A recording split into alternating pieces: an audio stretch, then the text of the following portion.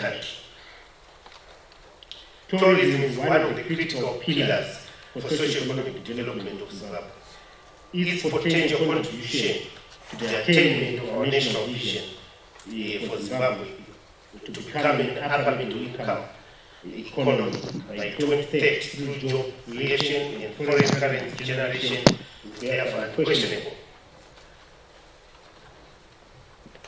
The UNWTO estimates that worldwide international tourist arrivals increased 6% to 1.4 billion. UNWTO estimates that worldwide international tourist arrivals increased 6% global economy to 1.4 million. UNWTO estimates that worldwide international tourist arrivals increased 6% relative global economy. 1.5 million arrivals were recorded in 1950 when tourism, as we know it today, started. I would hasten to inform this gathering honorable guest of honor that tourism has now come in many different facets. People go for ecotourism, people go for medical tourism, people go for industrial tourism, people go for different forms, including academic. And that really shows that we need to begin to think in different ways on how we can really harness tourism as an industry. Tourism is also the most important component of global economy, as it also generates billions of dollars in the revenues besides the millions of jobs worldwide. Worldwide earnings from tourism surpassed the $8.8 trillion mark, contributing over 319 million jobs to the world economy in 2018. In Zimbabwe, for example, in 2018, the tourism sector accounted for 8% of all the jobs in the country. It is against that background that the objectives of this symposium are to showcase the importance of tourism to the growth and development of world economies in general and Zimbabwe in particular. Encourage entrepreneurship through tapping on opportunities in the tourism sector. I'm sure people in the arts industry are usually closely connected to tourism. Improve livelihoods and employment creation through tourism projects. Present opportunities for unlocking investment in the tourism sector through stimulating job creation. It is my strong conviction that this symposium will address these objectives, thereby making tourism a catalyst for economic development. On our part, the university will endeavor to collaborate with both the tourism industry and government with the aim of producing graduates that are relevant to the needs of the sector. Our focus on Education 5.0 means that both our students and academics in tourism are now geared to coming up with innovations and business models that will help Zimbabwe to become a more competitive tourism destination than it has been in the past. It is my hope, Honorable Minister, that the partnership we have commenced becomes a permanent relationship whereby the University of Zimbabwe hosts this event every year in partnership with government and the other private sector actors. I would want to say the university is in the process of reviewing its programs, developing new research thrusts, and connecting to industry in a much stronger and innovative way than before. This is the reason why the university has for the first time come up with the Pro-Vice Chancellorship for Strategic Partnerships and Industrialization, clearly designed and introduced for that purpose. This is the reason why the university for the first time in history has come up with an executive directorate for research and innovation, clearly trying to tap into the brain power that we have in our students, in our academics, and connect it to industry. And this, we believe, will be then the beginning of trying to position ourselves as giving a catalytic role, a more practical role to providing leadership for industrialization, knowing pretty well that the university should be angering the development of new regimes and new generations of industrialists. And not only new generation of industrialists, but taking the form of industrialization that really speaks to where the world is going. And with that, I think that helps us to pursue the national vision of becoming an upper middle income economy by 2030. Allow me, Honorable Minister and guests of honor, to thank the organizers of the symposium for the job well done, at least this far, to bring us here and connect these people. And to most sincerely welcome you to honor the University of Zimbabwe by your presence and the presence of the Ministry of Environment and Tourism staff and major players in the sector. And to us, we don't take it for granted. We think it is a show of confidence in the University of Zimbabwe. And with that, to all invited guests, students and staff of the University of Zimbabwe, I want to welcome you to this event at the University of Zimbabwe. Thank you.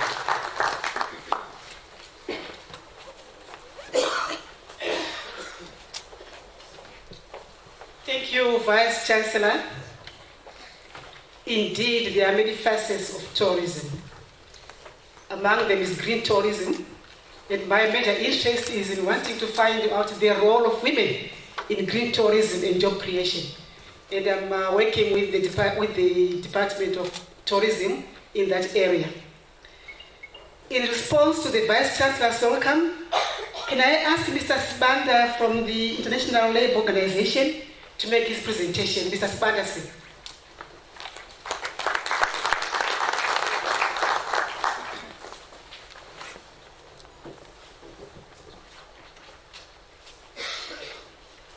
Thank you. I would like to start by recognizing the acting Minister in the Ministry of Tourism, Hospitality and Industry, Honorable Ndlovu, the Permanent Secretary, Mr. Mudawafa, heads from other ministries, Kwara State House, the Pro-Vice Chancellor and the leadership of the university. Distinguished guests, ladies and gentlemen, all protocol observed.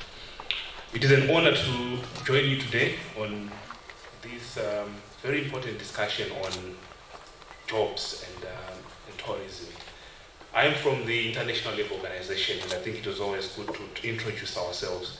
We are the oldest United Nations organization, and we are a tripartite organization. This means we are formed by governments, workers, and employers.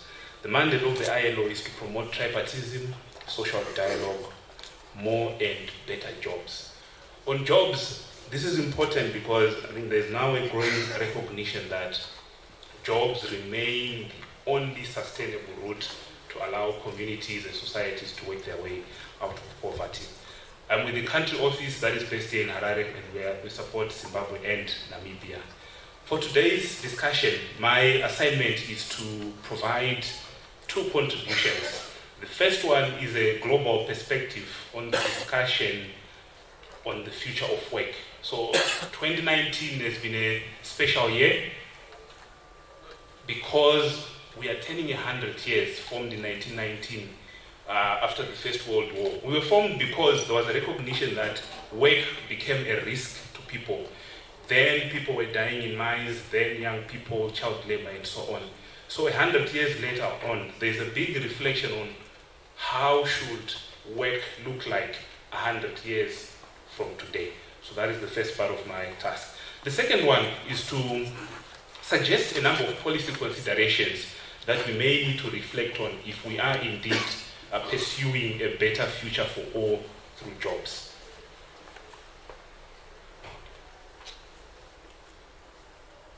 Now, Why is the future of work and better jobs a topical conversation? I think because we are in the midst of a very rapid and a very significant disruption, what others are calling the fourth industrial revolution. Now, this disruption in the world of work is being influenced by three key issues, and I will come a little bit closer to tourism on these issues. The first one is the disruption of technology, and I'm sure we'll all recognize and agree that in the last 10, 20 years, technology has shaped tourism in a significant way.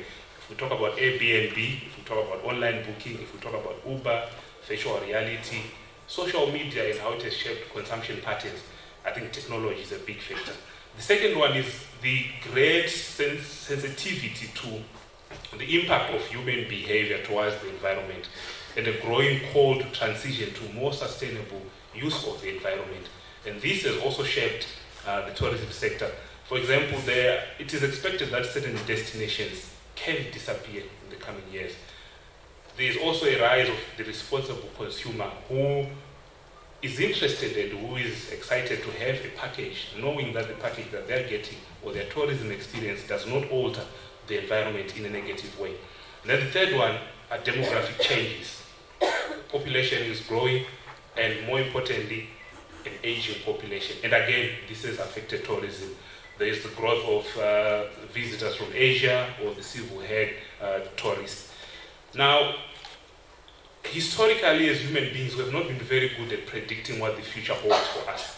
More often than not, the conversation about the future is dominated by fear and anxiety.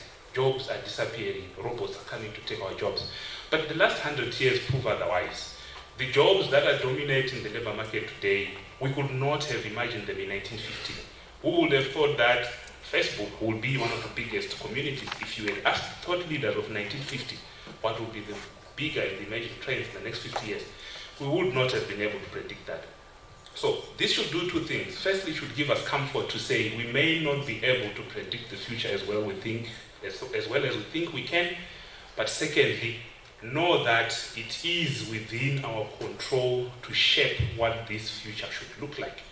Now, recognizing our agency and our ability to shape the future should then allow us to reflect and be very mindful to shape a future which is human-centered. So whatever it is that we do and whatever we design in terms of where we go, let it be driven by the desire to have the human being and the interest of the human being at the center of what we are doing.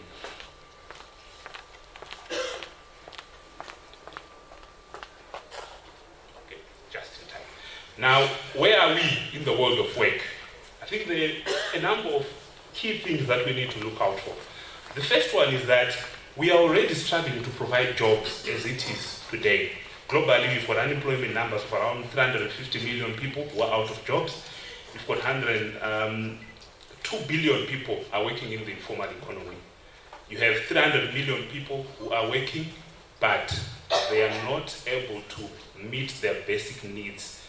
And we have got about 2.7 million people who are injured or who die in the workplace. And when we come closer to home, I think the reality about the informal economy, where 94% of our population is engaged. I know it is always topical for people to challenge the employment numbers. Our employment numbers are correct. Unemployment is 12%. Our challenge is not unemployment.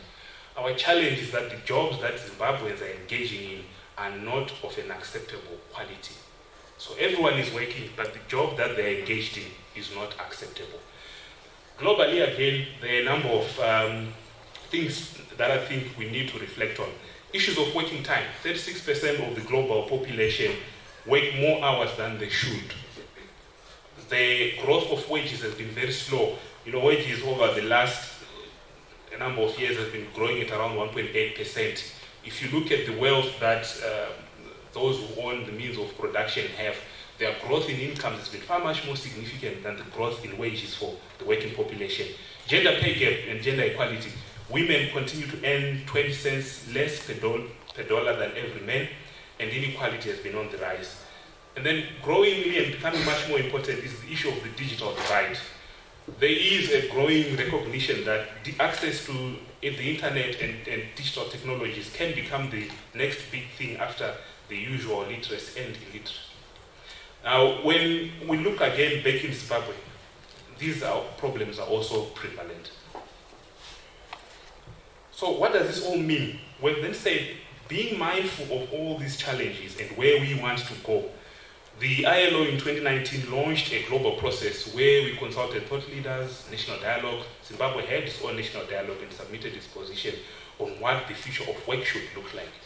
And the consensus was that we need to have a human-centered approach.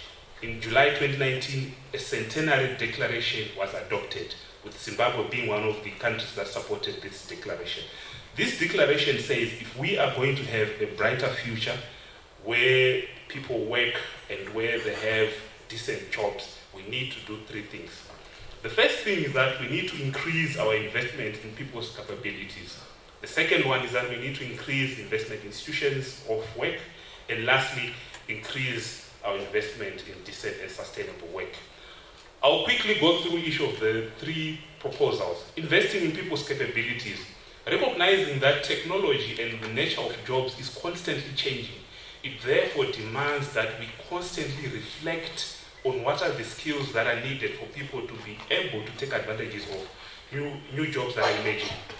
Therefore, institutions of learning such as the University of Zimbabwe have to adapt and continue to produce new programs to respond to these requests. Secondly, if when you get into the workforce, you therefore need to anticipate that you will need to engage in lifelong learning because the skills you have today are not necessarily going to be marketable or relevant in the next 5 years. We need to support people, making sure that there are facilities for them to be able to get these skills, and we have to reflect on a transformative agenda for gender equality. Surely in 2019, it is not acceptable that two people doing the same job, one earns 80 cents and the other earns $1. And we know that the gap in developing countries such as Zimbabwe could be far much bigger than that. And then the last one is to strengthen social protection from birth to old age. Because your job is not so predictable anymore. In the past, you could work for 30 years, get your pension, and cash out. You will have periods where you are between or out of work. We therefore need to have a robust system where if a worker is in between jobs or out of work, they are able to get healthcare, injury protection, and they're able to send their children to school. This calls for a rethink of the way we've designed social protection systems. It should no longer be about member contribution only, but we have to have some form of solidarity where we take care of those who are in non-standard forms of work or who are out of work. The second area is investing in institutions of work. What does this mean? Again, the first one is a labor guarantee. This means that there has to be a bare minimum that every person who works gets. If you are selling your own wares in the informal economy, or if you are working in a business, there has to be a bare standard that everyone accepts. If you're working at a tourism destination as a casual labor and a permanent worker, there has to be a basic adequate living wage where we say no person earns below this mark. Again, social protection element. Second thing, expanding time sovereignty. This is a very interesting one that has been growing. We all now have cell phones in our phone. This has done a number of things. The first thing is that the distinction between work and personal life has now been blurred. Emails coming, the phone is next to your bed, it buzzes, you take a look. So we are now working more than we know we are working. But that technology also gives us an opportunity. It gives us the opportunity to structure our lives far much better. If you are a young mother, it means with your technology, you can also do teleworking and work from home and strike a better balance between work and personal. Then the last one is that when we're developing technology, the recommendation is that let us not develop technology only driven by the desire to enhance productivity and profits, where some technology actually puts people out of jobs. But let us develop technology that help people to realize their aspirations. And then the third recommendation, investing in decent work and sustainable work. We have to rethink what progress or what development looks like. The old paradigm of the GDP only has to go away. And I think we now need to think and measure our progress much more on how we are dealing and how we are helping people. And then the last one is revamping the institutions. For example, trade unions, they are on a decline and they remain an important institution. If the tourism sector is going to be vibrant, we have to give tourism more prominence. I'll quickly skip some of these elements because the Vice Chancellor has already raised them. The importance of tourism in the global economy, the importance of tourism in creating jobs. I will hasten to tourism and jobs. So yes, we know and we agree that tourism is a big driver for employment, but we should also be aware that tourism provides very vulnerable and very precarious jobs for a number of reasons. The first one is because of the informal working conditions. The second one is that it tends to attract lowly skilled or unskilled workers and places them in vulnerable jobs. Low wages, long working hours, very high turnover. There tends to be very fluid movement between workers in and out of the sector, some of it based on seasonality, and very limited social protection because of this flexibility. More worryingly is the emergence of new forms of employment, shift and night work, seasonality, temporary, part-time, gig work, online work, and so on. Therefore, we need to respond to these digitalization and online elements. I'll also jump to the issue of mega trends. I think we've touched on this and other speakers will reflect on them.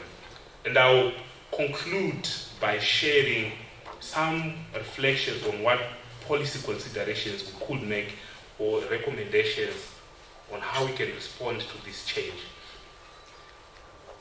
The response that the tourism sector has to provide should be aligned to the three recommendations of a human-centered agenda. Practically, how would this look like? Firstly, we could more aggressively promote community ownership and community-based tourism, strengthening rural and urban linkages, and creating sustainable and diversified economy. Secondly, we could aggressively create an enabling environment for productive employment and decent work, where we actively integrate unions and business organizations, public and private sectors, and host communities in shaping and designing policies. Investing in skills development and facilitating accessibility to regional and international markets. Promoting sustainable tourism enterprises, noting that the bulk of enterprises of an SME nature, and therefore giving them the support to grow. Integrating the concerns of young people and women, facilitate the transition from informality to formality, and ensuring that all workers, irrespective of their contractual arrangements, are protected. Promoting equality and non-discrimination, ensuring freedom of association and the right to strike. Lastly, but more importantly, promoting effective social dialogue. It is only through social dialogue that we can come up with effective and acceptable solutions. I thank you for your time and your attention.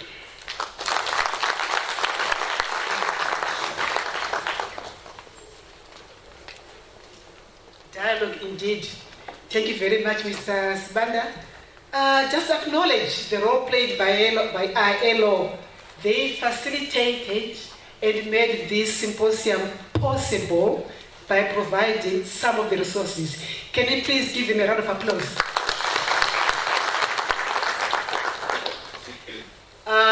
Without repeating what he said, I really want to acknowledge the points that he raised: social protection consciousness, the work-life balance, role of technology in job creation, revamping institutions, giving tourism more prominence.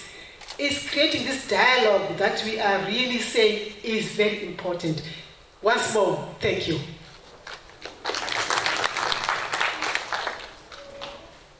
On your program, it says entertainment by the Confucius Institute and music choirs. Are they here yet? I don't see them. I'll tell you a story, a short story. I never knew that you could be a tourist in your own country. I thought tourists were only foreigners. A tourist is a foreigner. I happened to visit Niagara Falls from the Canadian side, admiring the Niagara Falls and marveling at the falls. Then this lady walked up to me and said, "Hey, this is so marvelous, isn't it?" I said, "Wow. It's honestly marvelous." And she said, "Have you been to the Victoria Falls in Zimbabwe? It's awesome. It's one of the 7 wonders of the world." I had never been to Victoria Falls, but there I was admiring Niagara Falls. It was such a shameful thing. So when I came back, I made sure I had discussions with Mr. Chidzizi here. I said, hey, Chidzizi, we have to promote domestic tourism. I didn't know that I could be a tourist in my own country.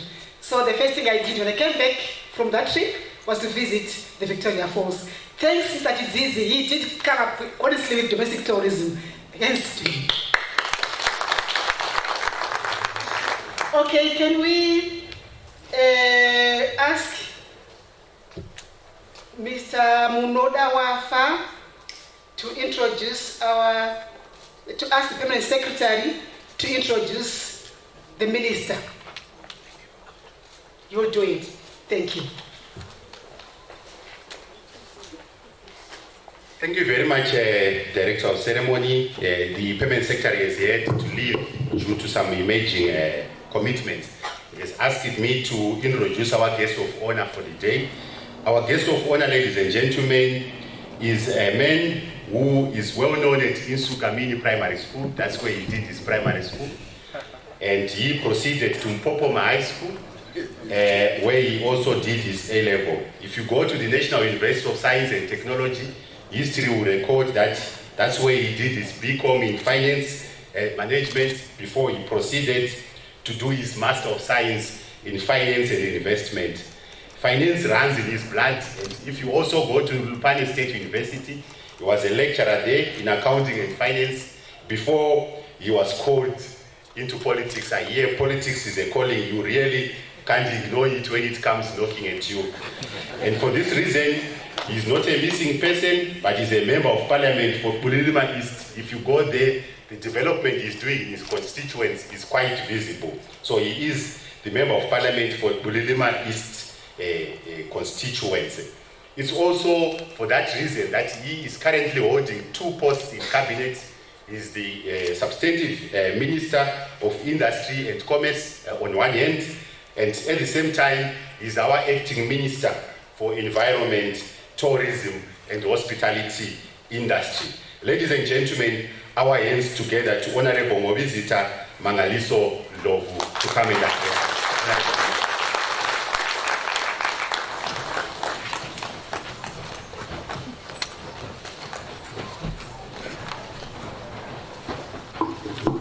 Thank you. We may be seated.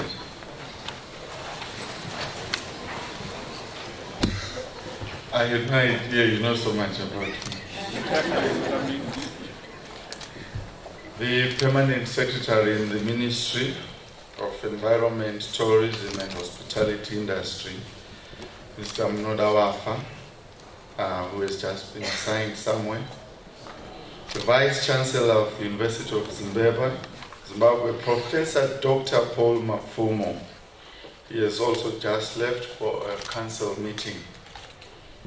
Senior government officials here present, Pro-Vice Chancellors here present. Our host Dean, the Dean of Faculty of Commerce, Dr. Matskanda, and all Deans of other faculties here with us today. Other members of the academic fraternity from other universities here present, the President of the Tourism Business Council, Mrs. Winnie Muchanyuka, and all captains of industry here present. Distinguished guests, I saw a representative from ILO, ladies and gentlemen. It is indeed with great pleasure that we gather today for the annual Tourism Symposium, which this year has been hosted by the Ministry of Environment, Tourism and Hospitality Industry in partnership with the University of Zimbabwe. Let me therefore begin by thanking the Vice Chancellor most profusely for sharing the same vision with the Ministry, that of ensuring academia feeds into policy formulation and review, as we shall be witnessing here today.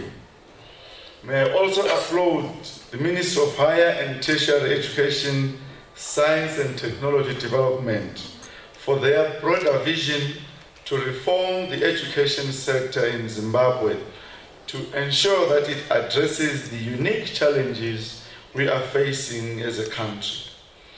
My ministry is geared to play its part to ensure academics have a role to play in the tourism sector. Hence the decision to host this event, which marks the beginning of a series of events we will unfold during the month of September, which we have declared the Tourism Month. Ladies and gentlemen, other notable events to be celebrated this month include the Tourism Research and Educators Forum, the Sanganai Tanganani Tourism Showcase to be held in Bulawayo, the Women in Tourism in Daba, and the World Tourism Day celebrations to be held in Mad South on the 27th of September. My ministry is already on the ground to ensure that all these programs proceed smoothly. Distinguished guests, ladies and gentlemen, tourism globally has been identified as a pillar for economic growth, and over the years it has demonstrated its potential to sustain economies. The United Nations World Tourism Organization statistics reveal that tourism is contributing 10% to GDP, accounting for 1.3 trillion in receipts and 1.3 million arrivals. Tourism is expected to grow at an average rate of 3.9% per year over the next 10 years. And by 2027, the sector will support more than 380 million jobs globally, which equates to 1 in 9 of all jobs in the world. As a nation, we should not be left behind. Our share to the global economy can be realized if we work together as key stakeholders, including academics. Ladies and gentlemen, the ushering in of the Second Republic has given rise to the need for all sectors of the economy to focus on high horizons to move towards an upper middle class economy by 2030.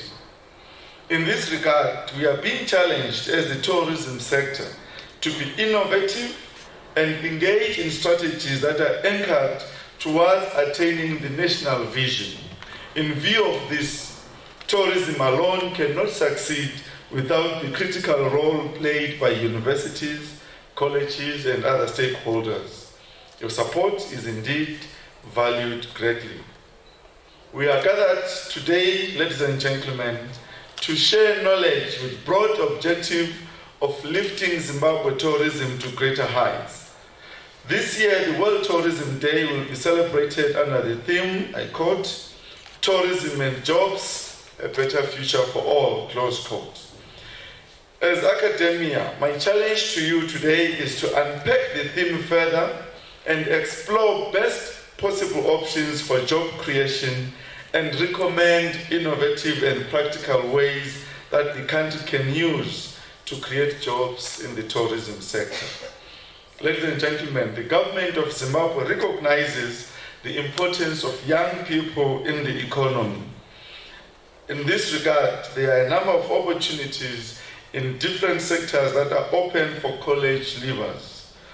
The ministry is working with youth in tourism with the aim to empower young people into tourism mainstream and encouraging them to start up their business ventures. We expect today's students to bring a difference to this very important industry, equipped with vast skills, innovative ideas, and industry-based knowledge. As I conclude, I urge colleges and universities to continue doing your researches, identifying skills gaps, and providing solutions for the growth of the tourism sector and the nation at large. To all our invited guests, let us continue to work together towards achieving the national vision towards an upper middle income economy by 2030. With unity of purpose, we will succeed. And I hasten to add that in this Second Republic, we will endeavor to close the gaps that have existed between academia and government, and if I may add also with industry. It should be a theme of the past that such research work ends here in conferences, people presenting papers and papers piling in shelves. These research papers should inform policy and indeed should inform government programs. Allow me, ladies and gentlemen, to thank you all once again for gracing this important gathering, and I wish you fruitful deliberations. With these remarks, it is now my singular honor and privilege to declare this 2019 World Tourism Day Symposium officially opened. I thank you.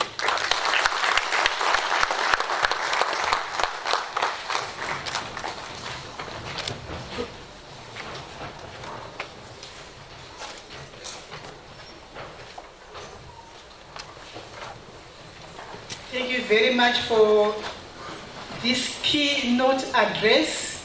Closing the gap between universities and industry is really what we're all aiming for. Without much ado, I want us to give another round of applause to our minister. We shall break for tea. I'm assuming that our teas are ready in the foyer. Organizers, please. Are we?